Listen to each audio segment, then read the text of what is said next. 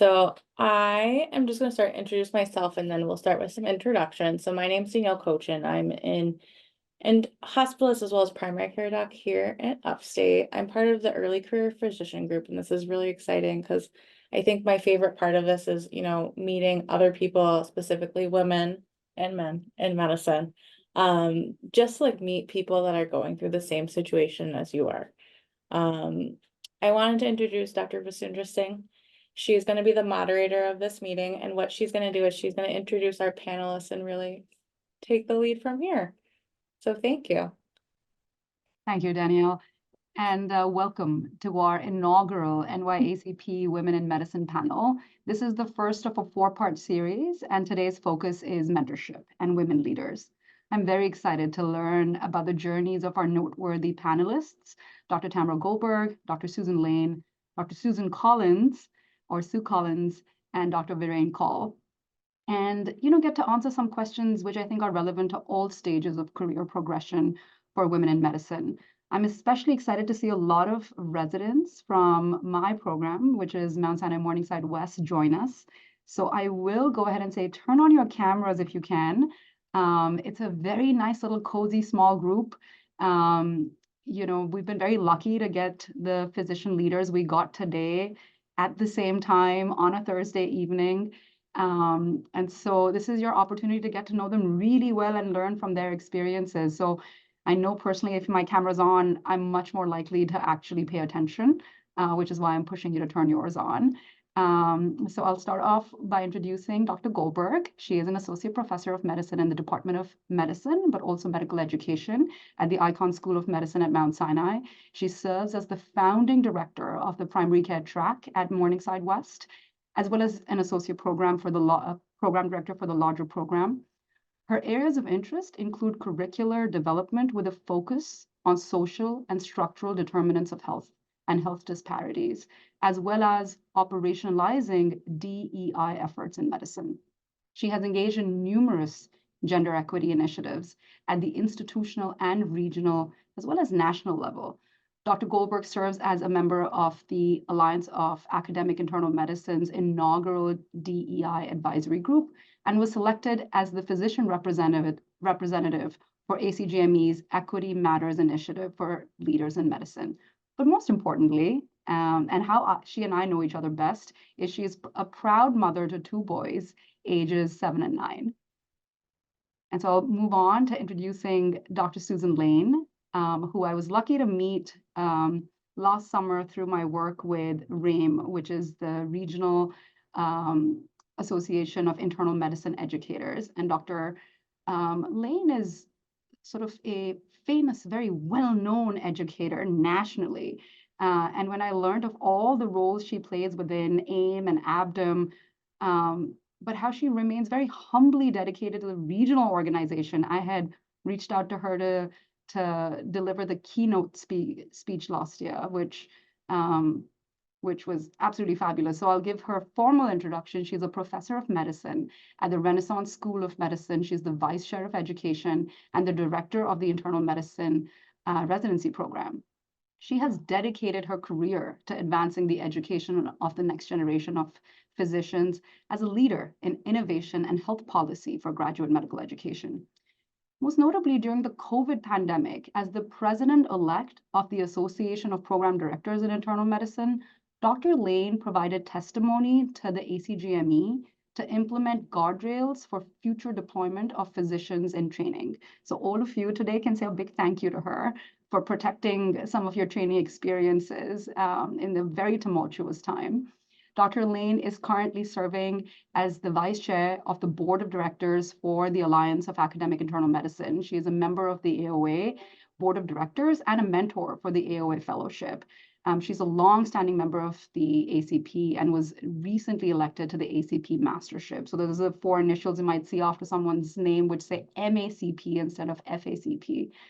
I'm going to take a break from our prolific female leaders and introduce our male liaison and big supporter, Dr. Viren Kaul, who along with Dr. Gambhir has been leading some of the initiatives for the early career physicians at NYACP. Dr. Kaul is a board certified intensivist and pulmonologist. He earned his medical degree at the Karnataka Institute of Medical Sciences in his country where he grew up in India.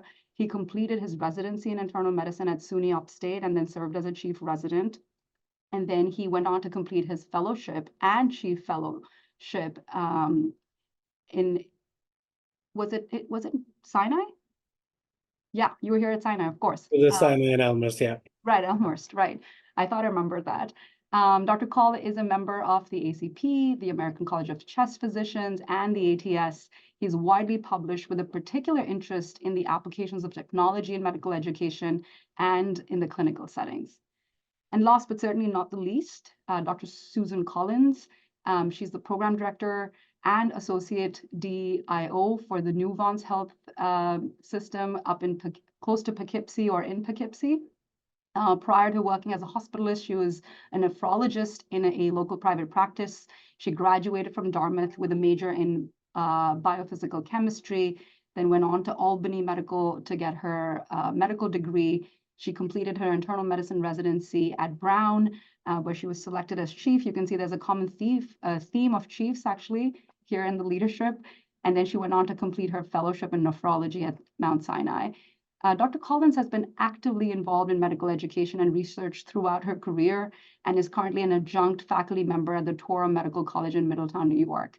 She's also a fellow of the American College of Physicians as well as the Society of Hospital Medicine. So those are some very lengthy introductions, but I really wanted you guys to know sort of the trajectories of some of our panelists so that you can perhaps identify some role models tonight. And also think of the people that you're meeting in this room as potential mentors in the future. And B, we're going to have time for some questions. So if you know their trajectories, hopefully you will have some questions for them. So the first question I'll pose to Dr. Susan Lane. Dr. Lane, can you share your own story and your pathway to leadership in medicine? Sure. So I thought that I would make this a little fun. So I'm going to have you guys just think of a couple questions for yourself first. So the first question is, when was the first time that somebody recognized you as a leader? I'm sure that's happened. And did you like it? So I had to really think back, and you're probably going to laugh at this, but when I was in third grade, my third grade teacher, whom I adored, was pregnant, and she was going to have a baby. And she got really, really pregnant. And this is way back in the 60s. So they had like an intercom. And she chose me to be the person who would be in charge of the intercom should she go into labor. And I was so excited about that. I didn't really realize at the time, like maybe she thought I was kind of a responsible person and I could handle it. I have no idea. Or maybe she just picked me at random. I don't know. But I remember feeling kind of excited about that would be a cool thing if that ever happened. It didn't happen. I think she had her baby on the weekend and I was a little disappointed about that. But I do think it's important to think back, like you're, becoming a leader, it's sort of not by chance. It is a little bit, there's a lot of luck involved, being in the right place at the right time, but think about the things that appeal to you, things that you're drawn to. And I think, saying yes to these kind of random opportunities that come up. But I'm sure if you think back in grade school, you were probably the person that was asked to lead a group project. I always say group project in my family because sometimes they don't end up being the whole group. And, I suspect that you have had leaderships all along. So I guess my advice in what has worked for me is really to embrace those leadership positions. I will tell you, people offered me things and I would initially say, gosh, I don't think I could do that. And then they say, no, I think you should. And then I would do it and it would be outside my comfort zone. And I think that's one of the most important things is to always do something that's a little bit that you don't quite know how to do it. That you are given enough room to figure out how to do it, that there's not necessarily somebody telling you every step of the way, because it allows you to be creative. It allows you to develop a project that really you alone could have imagined, and it's not somebody else's project. And then when all is said and done, you can look back and say, gosh, you know, I actually was able to figure that out. So when the next opportunity comes along, and if you're a little unsure, you can think back, well, you know, I did the thing the last time, so hopefully it will work out this next opportunity. So I would say, you know, push yourself and take those opportunities. And then just a couple tips early on in your career, you know, how do you sort of get these things rolling? I think, you know, whatever field you're interested in, I was very interested in clinical educators. And I recall in medical school, we had these very rudimentary OSCEs. They're not at all like they are now, but the first time I had one, I was sitting down with a physician and she was going over with me. And I said, I have no idea what your job title is, but I want to do the thing that you're doing. And so asked her a lot of questions and really seeking out, you know, looking at positions that look really fascinating and asking lots of questions. How did you get there? What did you do? And then I think early on, just demonstrate characteristics of yourself, your true self, so that you end up in doing the things that you love to do. Show lots of enthusiasm, go above and beyond, be dependable 100% so that you are somebody that people want to invest their time in. As I said, figure out what you love to do. And then realize you're not going to be spending all of your time on things that you love to do. There is just some stuff that you have to do as well with any work that you do, but making sure that you have plenty of time to do the stuff that you love. Set your priorities according to your values. So for me, it's patient care, teaching, and family. And early on in my career, I actually worked part-time because I made a pact with myself that every day I was not going to be spending more time with people that I didn't know compared to people that I did know. And that was really hard early on, but that was just a promise that I made to myself. And then, you know, just take those opportunities as they come, and pick timing that works for you. For me, program director was just not going to work for me early on. I had little kids, and as I said, I was very dedicated to spending a lot of time with them. So I was associate program director, I was clerkship director. I did all the things that I could do. And then finally, when the time was right, when my kids were older, that time was working for me. So hopefully that helps a little bit, just a little snapshot. Thank you, Dr. Lane. That was tremendous. You know, as someone who recently, my program director was on a medical leave of absence, and I had to fill his shoes very briefly. And I suddenly found myself working like 14, 15-hour days. And when he came back, I said, I never want your job. Don't ever give me your job again. But, you know, to me, it was also like an epiphany. Like, I actually really value my time with my family. And there is going to come a time where my kids are not going to need me. And that's when I'll be ready to do this job. So thank you for sharing that. I'm going to ask the same question of Dr. Goldberg. But before we go to Dr. Goldberg, I want all of you to feel free to write your own experiences in the chat, right? I think Dr. Lane asked us a really good question is, when did you first feel like a leader? We have a group of 32, and just by reading each other's experiences of when you first felt like a leader, I think you're going to learn a lot about perhaps some of your own experiences that you were a leader in and that you didn't realize you were a leader at that time. So I'm going to pose the same question to Dr. Goldberg. Dr. Goldberg, what's been your pathway to leadership? Yeah, you know, oh, I'm sorry. No, go ahead. No, I was just chewing. There were so many pearls in what you said, Dr. Lane, that I was like taking notes myself. But I really love the idea of that it's never just about what you're good at. It's about, is it aligned with your values? I think that's really, really important advice. So I will say, having served in GME leadership for over a decade, almost 2 decades, oh my God, almost 2 decades now. Residents and medical students now are much, much savvier than I was at that stage. And I say that because it's pretty remarkable sort of how resourceful people are. I did not know what I wanted to do, even up to my 3rd year of residency. And it wasn't until then that I realized, okay, my home is primary care and medical education is going to be what drives me. you know, I became a chief, and many of you know Darylyn Moyer on this call. She happened to be my program director. So talk about having a mentor out of the gates. But, you know, I started off as GIM faculty at what was St. Luke's Roosevelt, now Mount Sinai Morningside West. Became an assistant program director, associate program director, and then the director of the primary care track. And you know, it's interesting. In thinking about this question, I wish I had a really nice linear trajectory to share with you. It would be very convenient. But I have to say, I think it was really like many here. It was those moments when I had to take a step off the ladder, reassess my priorities, that I really found where I belonged in leadership. And so I think it's really important to take these moments of reflection, and that will help carve your path to becoming a leader. And I think I'll stop there. Thank you, Dr. Goldberg. Yeah, I think continuous reflection is also a process which, unlike the woke kids of today, has come very late in life to me. Like only somewhere in my late 30s did I figure out, oh, I need to pause and reflect and recalibrate my goals.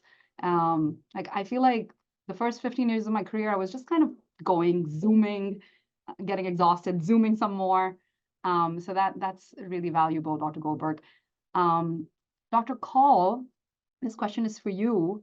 Can you recall how you connected with your first or perhaps your most impactful mentor? You know, it's funny because I was listening to all these answers.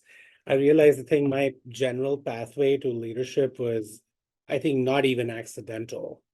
I think it was just completely unanticipated because I'm not sure I was even thinking about leadership. So one of my first mentors, who I continue to have as a mentor, was a peer mentor named Dr. Singh, right?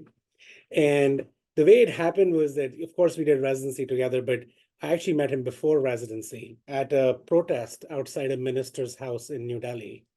And the protest was, and I, of course, didn't know him because we didn't know we had matched at the same program, right? So the reason we met at this person's house is because the government of India at that time suddenly decided that, you know, you've done all this to go into residency, which is going to change the terms and maybe just not let you go now. Out of the blue, and then you really start thinking about life, right? And you're like, what am I going to do if I don't join residency, right? Because you've never thought of anything else. And I think meeting Harveer there and us having those chats about what does life mean, what does growth mean, you know, what do we do if we don't end up doing residency? There was a lot of late nights and a lot of hungry stomachs, but I think what I learned in that whole process is that you need more for professional growth than just, you know, people at work. You need people to rely on, you know, people to let out to, people who can be your sort of mirrors during the process and tell you it's going to be okay, that, you know, it's not over yet. Sometimes you need that. Other times you just need them to tell you that, you know, what are you thinking? And that was during my fellowship time. I told him I wanted to do a certain specialty, and he just looked at me and said, no. And that was the end of that. And I know he's laughing, but this is all true. And I couldn't believe it. I asked him, what do you mean no? And he said, have you met yourself that you are not going to fit in that specialty? You'll last 10 days. It's not that you can't do it. It's not you. And I think that's the best part of mentorship for me, was understanding that you need to allow people to tell you stuff even when you're not ready. And he still continues to do it. I'm sure I'm going to get a phone call after this meeting. So thank you to Harveer, and thank you to all the mentors who do this all the time selflessly. I've never heard that story. That's an awesome story. Why wasn't I part of that protest? A couple of things that really stood out to me about what Dr. Kaul said. One, mentors can sometimes be right next to you. They can be peer mentors. It doesn't have to be someone decades ahead of you in training and your professional life. Two, mentors sometimes have a shared common goal, right? They were both trying to intimidate this minister. And so sometimes just having that shared goal can be key to that relationship. And the third, mentors really know you, and sometimes they might know you better than you know yourself. And so trying to find people who fit that mold can sometimes be key to establishing mentors. So Dr. Collins, do you have a story similar to Dr. Kaul's? I can't imagine you protesting somewhere. No, so it wasn't protesting, but I think what I thought of when you sent around this question for me, and I've had a million mentors. I mean, so many people at so many different phases of my life, whether it was my pediatrician sitting down with me in 7th grade when I had to do my report and we needed a science-based thing, and he said, you need to keep balanced. And I was like, it was as true in 7th grade as it is today. But when I thought about this, for me, it really comes down to my mentors when I was at fellowship. So I don't know, for those of you who were at Mount Sinai, if you know Paul and Mary Klopman. So I worked with a husband-wife duo, which sort of makes sense because he's a nephrologist and she was ID. My husband's also a physician. And so the mentorship really went beyond what I learned about phylogenetics and that sort of stuff, which is like way in my past at this point. But I can remember coming in because my husband and I were married. And we were struggling with infertility. And I showed up one day because I felt like, oh, she's going to be judging me because I'm coming in late some mornings. I have to go get blood work downtown and then I'm running back here. And I just don't want her to think that I'm not committed to this. And I went into the office and I we had our weekly meeting and I just said to her, I'm like, I hope you know that I'm not shirking my responsibility. I'm really committed to this. And she was like, are you kidding me? That is a priority. Like, and she gave me her own journey through having kids, and which actually was very similar to what I was going through. She threw a baby shower for me when I did finally get pregnant. She was the first person to call when I got the good news. So it went to that, but it was also about hearing her own journey and how she was there for her kids while she was also, writing up all these papers. And she's like, academic medicine worked for me because I was at all my kids' events and their soccer games or their sporting events. And then I was writing papers and grants in the middle of the night. And so it was really important for me beyond like the medical knowledge part of it to see somebody who could do it. And when I ended up coming up here, I actually emailed her when my program started and I had this opportunity. My journey to leadership, by the way, started moving from APD to PD when the program director quit after submitting the first rank list. So that's my journey into leadership. It was like, whoa, here we are. But I reached out to her because I thought, she made me not scared of taking that plunge because I watched somebody who I worked with her kids. I worked alongside her kids in the lab. So I knew that she was a verifiable, involved mom, or active and engaged, as my husband and I say to each other when we're responding to events with the kids while we're in the middle of the school day. We're active, engaged parents.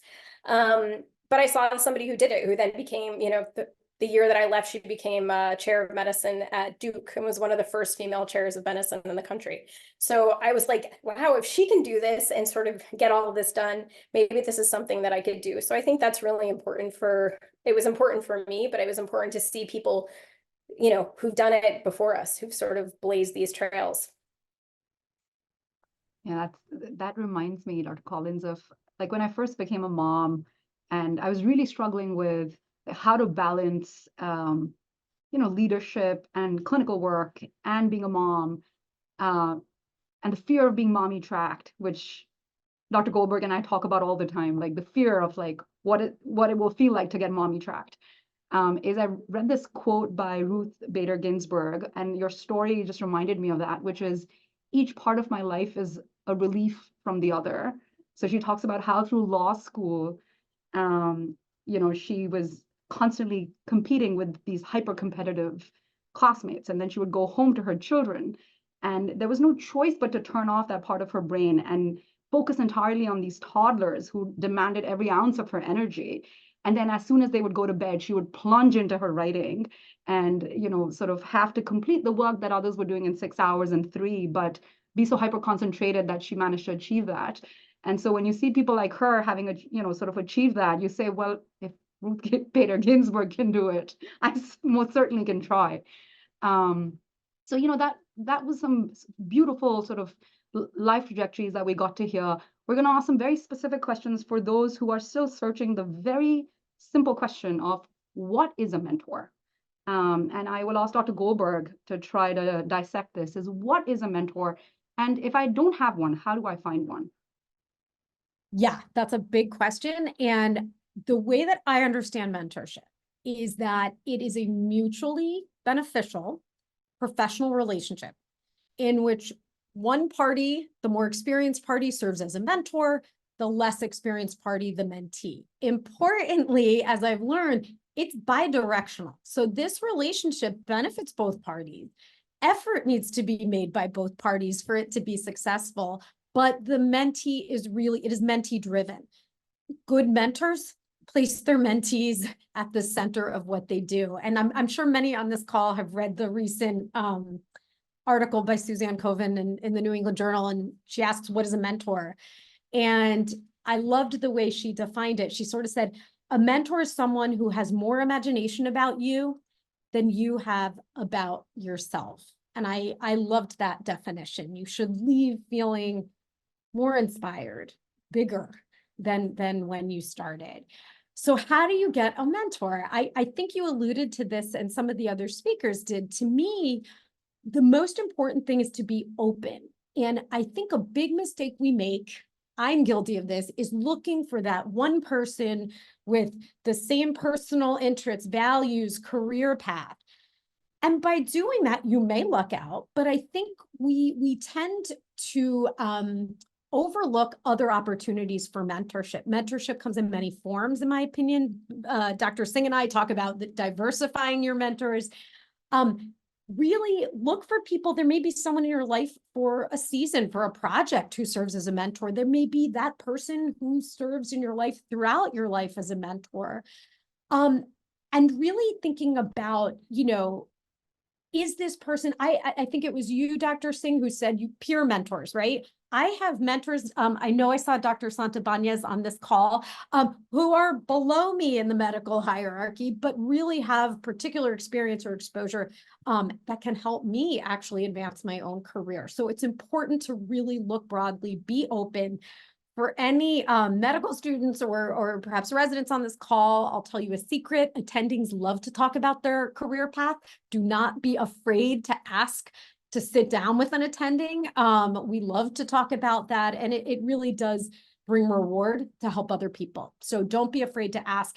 And I guess the third thing I would say is engage with a professional organization. I swear the New York ACP did not pay me to say that. It is absolutely the truth. I did not do that until I think I was my chief resident year. And I regret that, because these organizations like the New York ACP really can help nurture you, take you under their wing, and you get exposed to people beyond the four walls of your institution. So I'll stop there. Thank you, Dr. Goldberg. This reminded me of two things. One, if you've ever been in marriage counseling, your marriage counselor will tell you your husband cannot be everything, right? He cannot be your best friend, read the same books, love the same movies, love the same sports.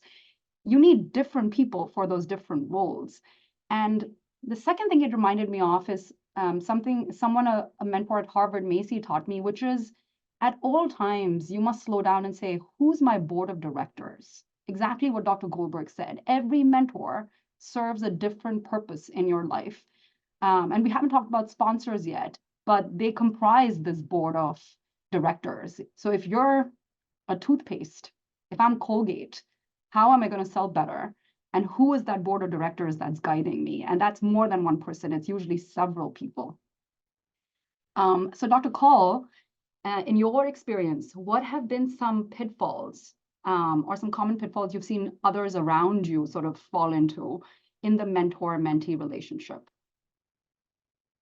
So I will say, I think the relationship is more complex than, being on a single plane. I think Dr. Goldberg's alluded to it, Dr. Lane's alluded to it. From the mentor side, I think understanding what your mentee's goals are, I think, is the hardest thing to do, because it's like getting a consult at work. Sometimes the consult's for increased creatinine, but it may be more than that, right? Something maybe globally different. So I think understanding truly what their motives are, or what's driving their motives, the drivers of their motives, is key, because I think it helps you give them better advice, or even sometimes helps you find them different mentors, right? So I think investing a little more time than you think you need is key. And then from the mentor side, I think not trying to mold the mentee into a little you is key, right? Because I think we're all proud of what we've achieved, and we should be, very much so. But it's totally okay if the mentee wants to do something that you would never imagine. Good, different, good, bad, whatever it is. I think that has been the turning point for me. The moment the mentees realize that, oh, Viren or whoever's working to get me where I want to be, it's a flip in the relationship. It's actually amazing to watch, right? So I think fighting that impulse to change them into a little you is critical, right? And then from the mentee side, I think the hard thing is to deliver. This is a common advice I give the residents is, if you go to 10 different people and say, hey, I want to start a project, everybody will say yes. But the problem is you only have 24 hours in a day between your clinical work. So pick on something that is achievable, tangible, and then if you commit to it, you have to deliver. Because without delivery, there's two problems. One is that there is no further escalation, so it automatically stunts that forward growth. But also, in the end, you don't have anything on your CV that is real. So now 3 years later, 4 years later, you have nothing to show. So I think fighting that impulse to get drawn into too many things and overstretching yourselves it's a struggle as a mentee. And I the thing is I struggle with it as a mentee now. So I think those are the big things. Thank you. I think, Dr. Kaul, that was so practical, because the other thing I will say is, once your mentor sort of loses faith in your ability to follow through, the likelihood they will ever sponsor you for something important also plummets. And so it's very important not to bite off more than you can chew and have very concrete plans for follow through. That probably supersedes, like multiple projects. Doing a few projects well is probably key to any kind of leadership success. Dr. Lane, this question is for you. What role do mentors and sponsors play in accelerating the career trajectories of women in medicine, particularly towards leadership positions? Yeah, I mean, just absolutely huge and completely essential. So the couple of things I wanted to say before I forget them, I love the comments that our speakers just made. And one of the things I tell the residents, especially, when you're just starting out and you're thinking about getting mentors, sometimes your people that you're thinking about being mentors are also people who may be evaluating you or maybe writing a letter for you. So it's a little tricky at that point. I think it's really important to always be honest and just say what you don't know, because your mentor is there to teach you and to help you. So don't try to be perfect, because then you won't actually get enough out of that experience and you won't be really being true to yourself.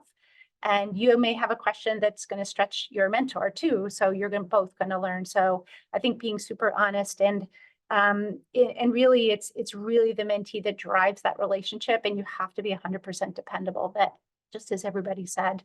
And another thing is, like, you're not going to walk up to somebody and, be like, will you be my mentor? Like, that's so awkward, right? So I think, again, it's a relationship, getting to know what's so important to that person, and do you have the same passions and values, and become an indispensable person to that person who you think would be a great mentor, so that it just flows naturally. And sometimes, rather than, how to get that conversation going, is asking for advice, because I always say everybody loves to give advice, even unsolicited advice. So you'll always get some answers if you ask for advice. But getting back to your question, I think, what I like to think of what makes a really good mentor. What should you be looking for? I think you want to have somebody who's really happy with where they are. Not that they're content, but they're happy where they are. And that means they've got time and energy to give to you. They know themselves, they're confident, they've probably got some connections that are going to help you out. And they're at the stage where they just really want to help you. I love the idea about, they have more imagination about you. They're excited to help you grow in ways that you may not even know that you can grow. And then the, another side of mentorship is sponsorship, which is part of this question. I cannot overstate how important that is. Joining task forces when somebody suggests something to you, okay, that's a stretch for me, but maybe I should try it. Tamara and I were on the ACGME Equity Matters. That was a really great experience for me. I didn't feel like I had the credentials to do it, but I learned a lot. They personally have played an absolutely huge role in my own career path. There's a reason why there are so few women, unfortunately, still who are professors, who are deans, who are chairs and deans. But the more that we recognize that there's such a need out there to have women in leadership positions, and the more people can get actively engaged in sponsorship, get you on committees, recommend that you be a chair of committee, get on a council or something like that. That's when your career really, really gets ignited and things start working pretty quickly. One other thing too, sometimes people feel uncomfortable, there's sort of this fine line about promoting yourself versus just being super, super humble and not owning your excellence. So I think it's really important to own your excellence in a way that you can demonstrate to others that this can be done, and it's exciting and it's really fun, and you can have kids. I have 3 boys. They're now, in their 20s. Like, you can do all these things. Just, at your own pace and when it works for you. So, and then the last thing, I think, thinking about your immediate supervisors, it's really important to have people who are very evolved. And by evolved, I mean, they don't, they're not so worried about themselves. They're very, like I said, they're happy where they are. They're not insecure about where they are, and they're very excited about investing in you and helping to promote you.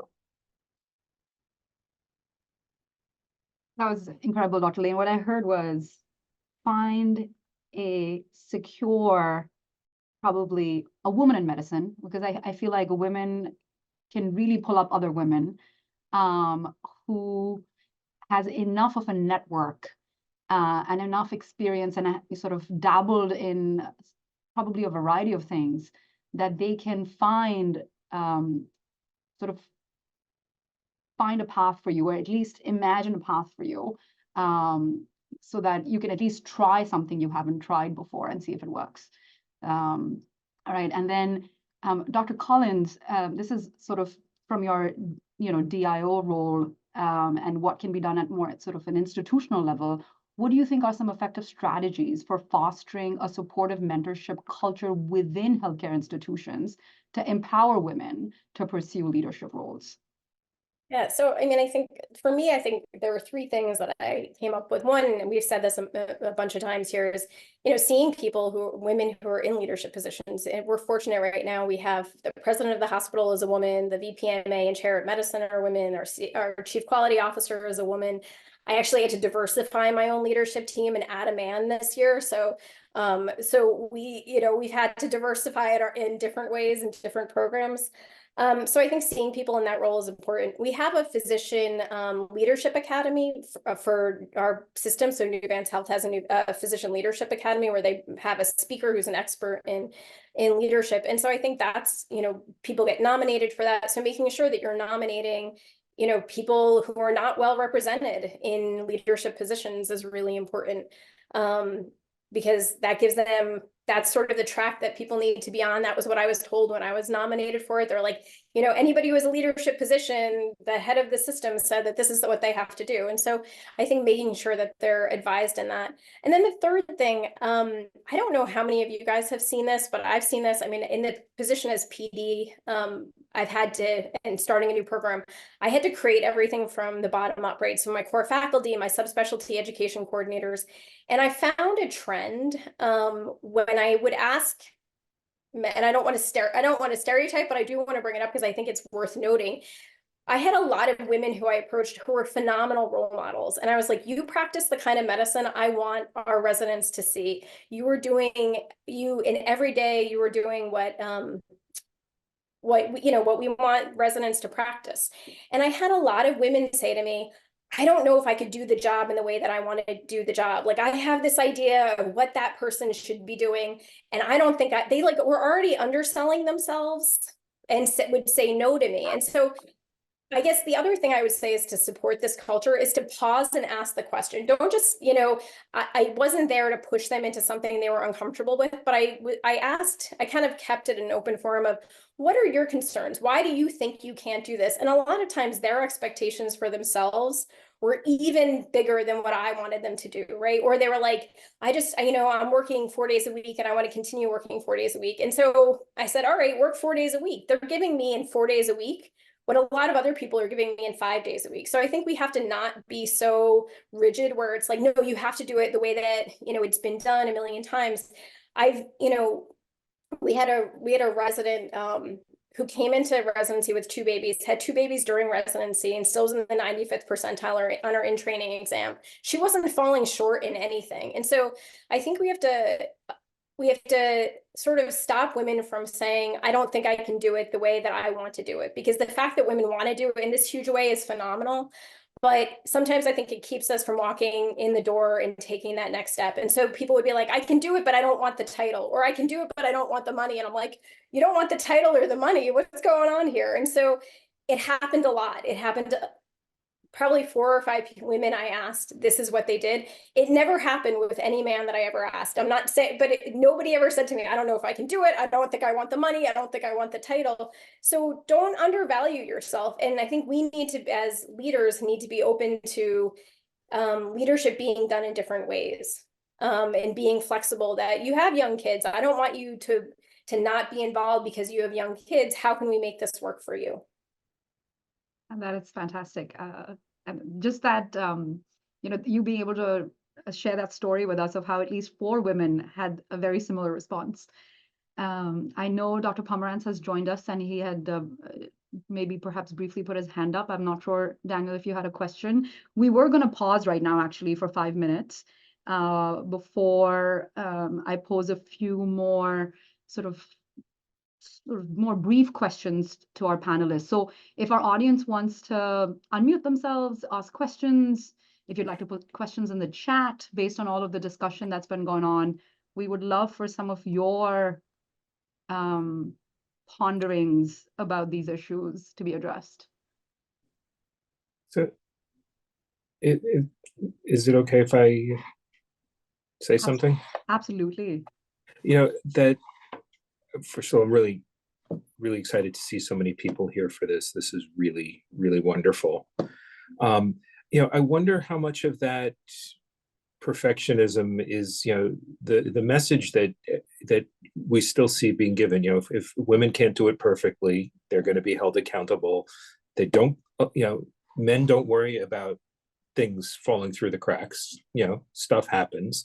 We get a pass. It's not deserved. It's not fair. And so I wonder how much of that reluctance to take on the role is, I'm doing okay. I can deal with the level of scrutiny I'm getting now, but if I take that title, I'm going to get scrutinized and I'm going to get penalized for stuff that I know is going to happen I shouldn't be accountable for. And I think we have to work on changing the culture so that people, you can't grow without screwing up. We're talking about kids, and I was, if you're at the playground and you don't skin your knee, you weren't trying hard enough. But in professional development, you're not allowed to skin your knee if you don't look like me.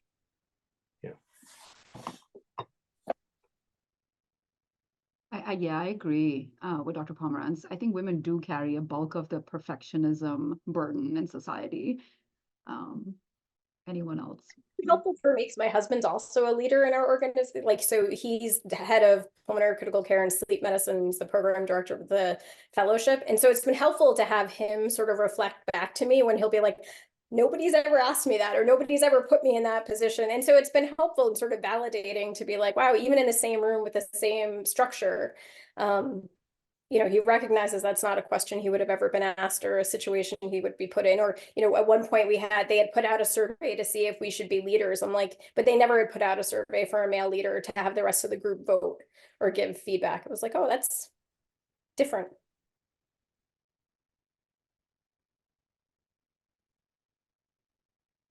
We're open for another 2 minutes. We really want you guys to engage before, we go back to some more direct questions for our panelists.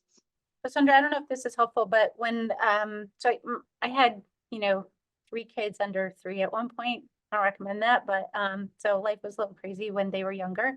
And, for us, I was, working in the clinic. I was working part-time. I was working out pretty well. And the role of, primary care program director came up, associate program director. And the kind of role was, well, you can't do that part-time. I'm like, I'm pretty sure I can do that part-time, do pretty well.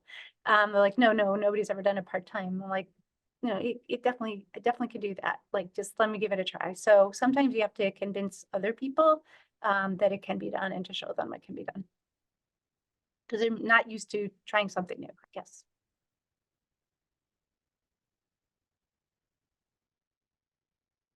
Anna, did you kind of have a question? I saw you peering in. Yeah. I love that you saw that. Hi, I'm Anna. I'm a resident on Sinai West Morningside. Thank you all so much. This was so much fun. I guess as a resident, starting your career, it's kind of a struggle for me finding a balance like with mentees, because now that I have PGY1s and I love like being a mentor, like it's been so fulfilling for me. I struggle a lot with like having appropriate boundaries. Like I feel like I want to take over everything for them. And I almost feel like I'm acting like a mother or something like that. But then it gets really overwhelming for me.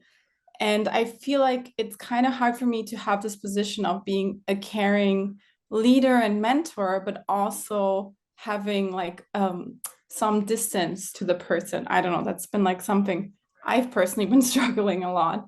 I also think this is just the first time I'm doing this. So I think I should also allow myself to not be perfect in it, which is also difficult. Yeah. Anna, I think that's like you're someone who's going to face this throughout your career, because you're going to have a lot of people who come to you as a guide. And I would go back to something that Viren said earlier.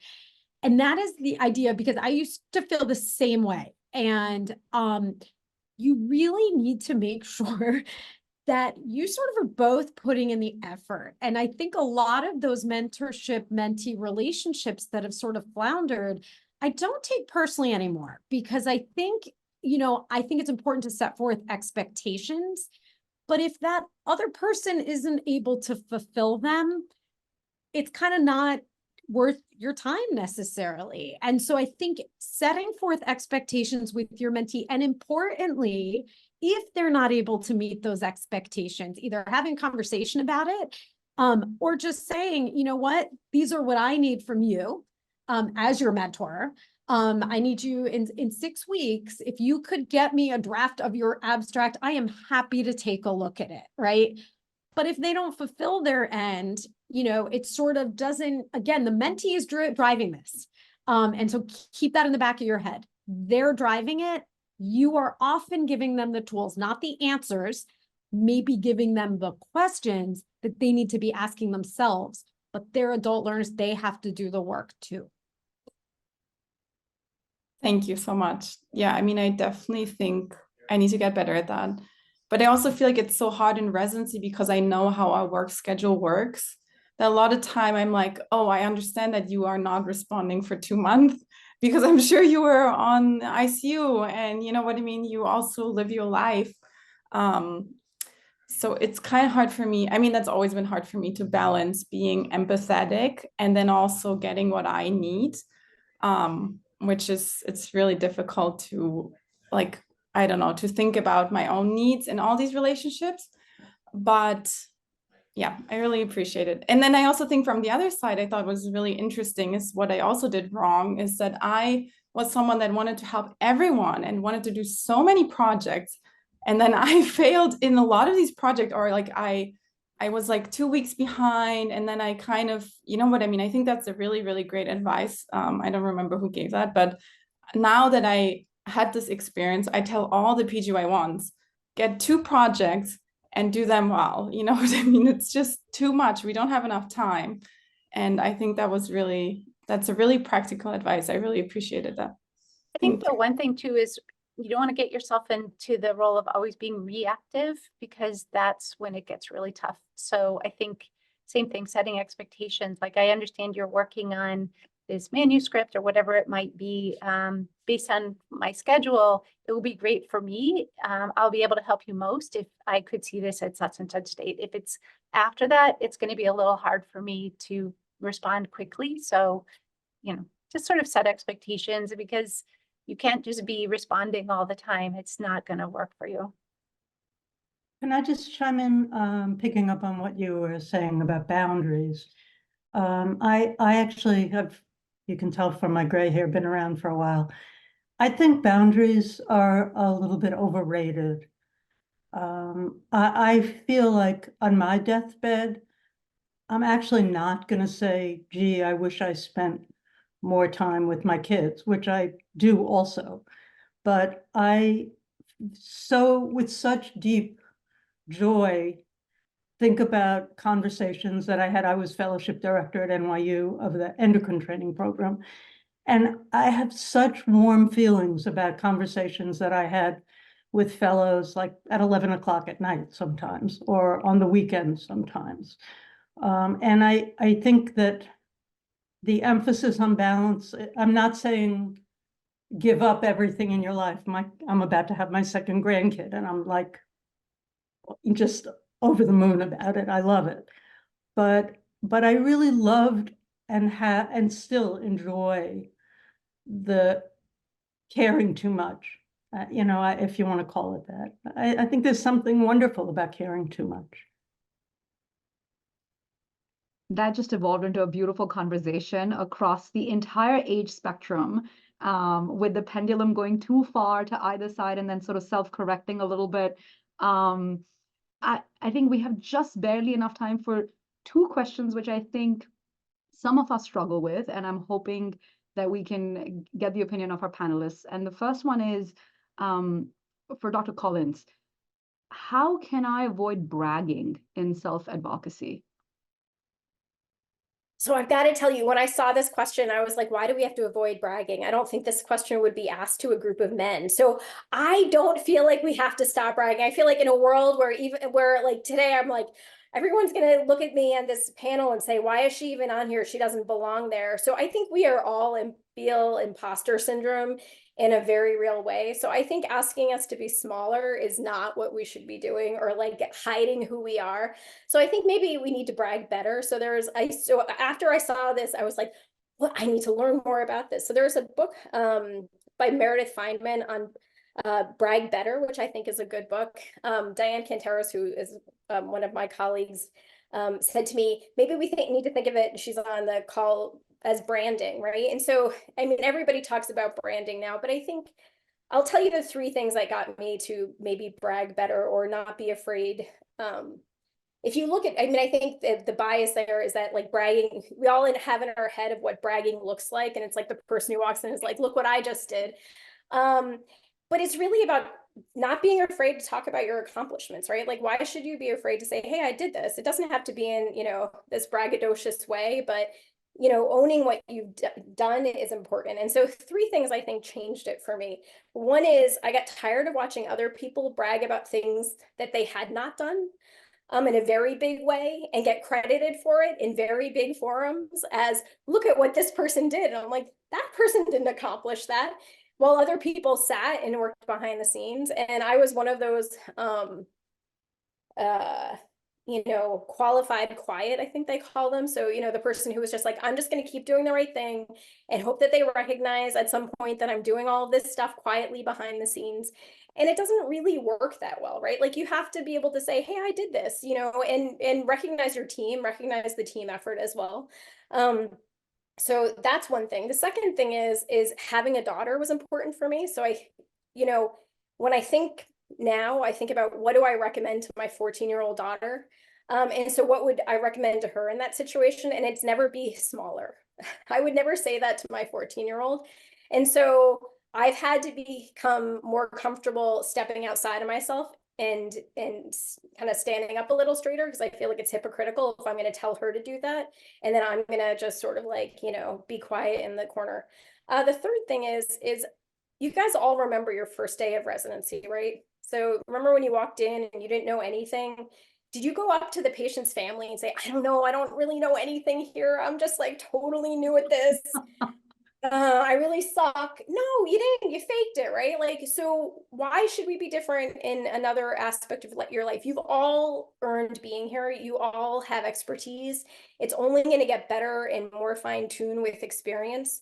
But don't walk into a room and undervalue yourself, right? You have a reason to be here. And so to come in and fake it like you did that first day of internship, right? It wasn't fair to the family members of your patient if you walked in and were like, I don't know, you're stuck with me today. So do that same thing. You've done it before, do it again. And, just own who you are, recognize your weaknesses, learn, try to grow in those areas. But I think we should not brag less. That's my 2 cents on that. Oh, thank you, Dr. Collins. I love that. Brag better. I'm gonna look for that book on Amazon. Dr. Goldberg, it's a very similar question, just slightly from a different lens to the one I just posed to Dr. Collins. What is the likability toll that women experience? And how can I overcome that feeling always of wanting to be liked while advocating for myself? Yes, it's very tied to this. So again, I probably don't even need to explain it to the women on this call, but this is sort of the double standard that women face when they deviate outside of gender normative behavior. So for example, an inherent bias is that women are more communal, more nurturing, and yet to be a leader, we often need to exhibit more agentic traits like being assertive, for example. And we know that exhibiting these traits, women pay a penalty. We have seen this in numerous studies. We have seen it in evaluations of female residents as they advance. We've seen it in evaluations of female faculty and teaching evaluations. So the harm to career advancement for women is very real. And so the question, we often in our women in medicine group, we talk about this sort of narrow window that female residents feel they have to operate in order to advance. And so a lot of cognitive energy is spent having to status level and having to operate in this window. So the question, I guess, is what do we do about it? And, an obvious one is to call it out. You're in a meeting, you hear someone use the term bossy, aggressive, hysterical to describe a female, you call it out. What do you mean by that, right? What is the context in which this is being said? And then sort of to Dr. Collins' point, like another way to sort of operate is to use those qualities to your advantage in promoting your own competence. And so it may be more palatable for some women to promote other people, right? A lot of us don't have a problem promoting our colleagues, but for ourselves, it can feel uncomfortable. So one term I've tried to get more comfortable with is the term under my leadership or during my leader of blank. So under my leadership, our team increased the number of underrepresented candidates in our program. Under my leadership, our team was able to devise and implement a new curriculum on X. And for some, that may be more palatable. And I guess the third thing I would say is, again, form your networks, get your network in place, because I rely on a WhatsApp group of female faculty to sometimes get through the day. And it's a great avenue to sort of vent. It's communal. We understand the experience, and it can really help kind of propel you forward when you're experiencing things like this penalty. That is fantastic. Under my leadership, I'm going to put that on my little imagination board. We have actually run out of time at 6:33, but I do want to pose a final question. And Dr. Leon, you have a tact for answering questions very briefly. What advice do you have on moving up the pipeline? And before you take that, I want to just say 2 things. This is, like I said, the first of a 4-part series. We're going to be sending out information for the next parts. The second thing I want to say is it has been recorded and it's going to be available on the NYACP platform. So if you want to come back for some of these truth bombs and little pearls, they're available. And the third is a shameless NYACP ask of you guys. We have a doctor's dilemma competition that takes place in the fall. I believe, Karen, it's going to be in Tarrytown, which is only an hour north of the city. And if you're from a residency program that's participated before, please come participate again. If you're from a program that has not participated, it's a lot of fun. We have a blast at this competition, so consider signing up for it. And back to Dr. Lane. All right. So I think first thing, a lot of us alluded to the fact, especially when we had little kids, we would do work at night. So I think you might need to make a little peace with that. You're not probably going to get all this done during the day. A lot of residents and students will say, you know, starting my first job, I'd like to have protected time. Like, nobody's going to give you protected time. I'm so sorry. You're probably going to have to earn that. I think things have gotten better, but you are going to have to earn that. Probably going to have to put in some extra work and again, demonstrate that you're going to deliver and you're somebody that is going to be deserving of a promotion or a position or something like that. Make it count twice. That's a very common thing that we say, you know, whatever project you're doing, put it on a poster, write it up, do something. Don't just let it sit there. Work with residents and students. They're going to help you out and you're going to be helping them out. And it's also going to be a whole lot more fun. Get on committees. That's probably one of the most important things. That's where you're going to meet people. I'm not a huge fan of like networking. I'm kind of an introvert. So when they're like, oh, we're having a networking dinner, I'm like, all right, I'm not really excited about that because I like more one-on-one things. But when you're on committees, you're working so closely with people and you will find that you're working with them again and again, helping each other out. And then you be in a position to say, hey, I worked with you on this committee. I think you'd be a great chair for that committee. And you can help promote other people that way. Don't be afraid of leadership positions. That's really going to drive your career. Set your sights on things that are a slight reach for you, not just what you feel comfortable with. Do it for yourself, but also do it for all the women behind you. So for me, I was associate professor of clinical medicine, which was a non-tenure track at my institution. And when I looked at the qualifications for professor and we have a tenure track for educators, I'm like, I'm doing all those things. Why am I want to be on the tenure track. This is kind of silly. So I said, you know, hey, I want to go up for promotion, but I actually want to jump tracks. And they sort of said, oh, no, nobody's done that. You know, I don't think that you should do that. And I'm like, well, I'm just going to give it a try. Right. And it worked. So, you know, sometimes people try to talk you out of things. And I think, you know, just stick to it. If you think it's reasonable and that you have the qualifications, then I think you should go for it.